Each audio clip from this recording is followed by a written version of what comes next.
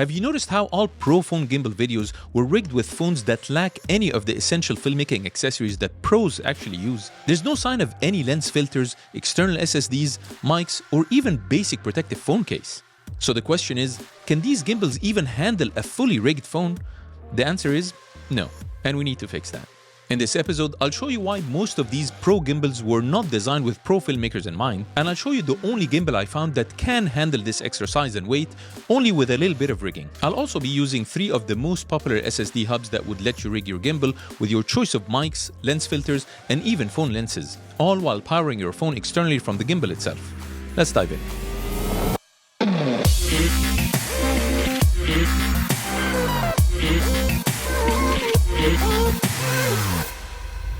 So all pro smartphone gimbals offer different versions of the same key features like AI tracking, extendable arms, gesture controls, and so on. And these are all pretty awesome in a professional filmmaking setup. But let's talk about the 3 main problems that would strip them from their pro title, then I'll show you the solution that can fix all that. First couple of major problems are about their clamps. Their grips are good enough for a phone with a slim case, but they're just not wide enough for a phone rigged with a cage.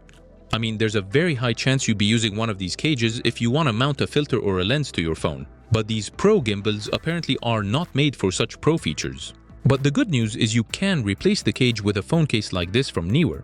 It has 17mm screw mounts for your interchangeable lenses, and it also has a built-in filter mount. So that's good. All you need now is to just rig your external MagSafe SSD like this one and mount this setup on the gimbal. But once again, these pro gimbals suffer from super shallow clamp grips that won't let you mount the phone with anything stuck on its back. And that's the second problem with their clamps. So just forget about all these MagSafe SSDs or any other MagSafe accessories to fit on such an absurdly shallow clamp. And if you think they gave you some solutions to mount these accessories externally on the gimbal itself, think again. And that's the third problem these pro gimbals have. And it's about prioritizing sleek and minimalist designs over offering a modular and functional design that offers mounting points to attach any of these pro filmmaking accessories.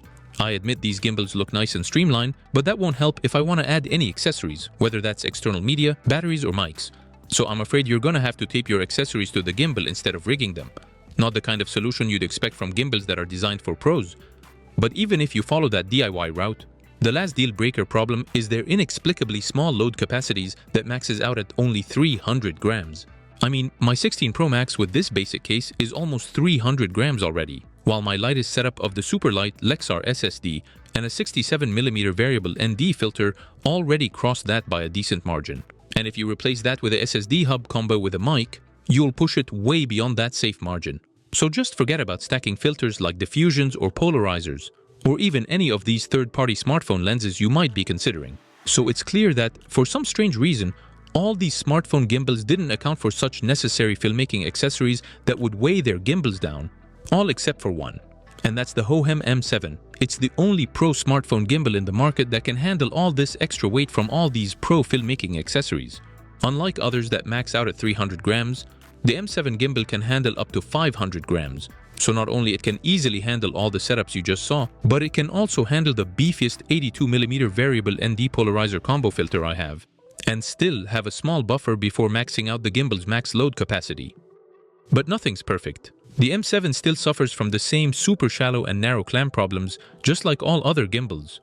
And while it actually has a single quarter screw mount in the back here, it's positioned in a very weird and unpractical way that I couldn't find any practical use for it. I wish they placed it in the back here where it makes more sense, or at least have another cold shoe mount or something. And that's why my DIY solutions will take full advantage of this valuable spot to rig all these needed accessories, which will end up throwing the gimbal a bit off balance. But that can be easily fixed by setting the motor strength to high, and we're all set.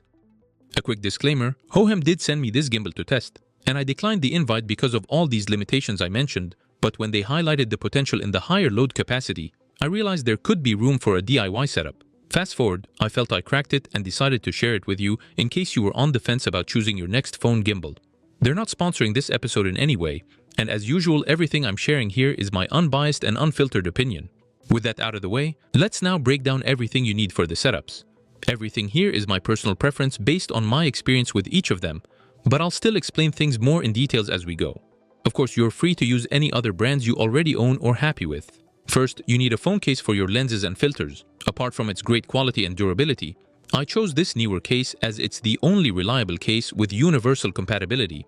It has a lens mount that works with the most popular 17mm interchangeable phone lenses, and it has a 67mm filter adapter that has a proper filter thread to mount any filter you like. This makes it stand out from most other high-quality brands that limit you to their proprietary filters with very limited filter and lens choices. Neewer also offers cases for both iPhone and Samsung phones, so everybody's happy. Next, we have the SSD-HUB combo. I'm actually working on another episode to dive deeper into the choices we currently have in the market. The ones I have here are some of the most popular choices, but most importantly, they all have built-in USB-C hubs to connect a mic while charging the phone at the same time. This two-in-one solution is what we'll need for the most compact setup possible, just to make sure we stay within the gimbal's safe load limit. The HAGIBIS is the biggest and heaviest of the SSDs we have, and it's the only one that has a MagSafe mount which won't work with these clamps as I showed you before. Also keep in mind it's just an enclosure, so you'll need to buy and install the SSD yourself. This will save you some money, but it's actually my least favorite choice of the three. The LEXAR Go is probably the most popular one, and it's the only modular option where you can disconnect the hub from the SSD itself. It's pretty good quality and it's a lot lighter than the HAGIBIS, but it's still heavier than the P30, which is the most compact option I've seen so far. The whole thing with its built-in USB-C ports is almost the same size as the LEXAR SSD without the hub. We also need these super short high-speed cables and a 90-degree adapter. Then we have the phone mics. I've personally been using the Hollyland Lark 2 for the past couple of years without any issues. The SmallRig S60 is another good and affordable option. Another potentially good option is the DJI Mic Mini. You can connect it directly to the phone via Bluetooth without the need of any receivers, but I haven't tried it myself, so I can't really recommend it till I test it first. And finally, we need some Velcro. This is the same Velcro sheet I recommended in 2 other videos, and once again, it has proven to be an excellent choice for this setup as well. I'll leave all the links in the description below. Let's start with some rigging prep. First, you'll need to connect the 90 degrees USB-C adapter to your phone that's already mounted in the case. Then hook it up to the gimbal's clamp. This way, the adapter will keep the phone as close as possible to the gimbal's side motor, just to keep the phone as centered as possible and minimize any horizontal imbalance once you start mounting everything else.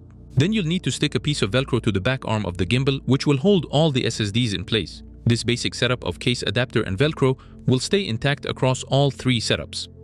Let's now jump to the first setup. I'll start with the most compact one, the P30 SSD. First thing, you're gonna grab the male to female cable here. You're gonna add it to the 90 degrees adapter.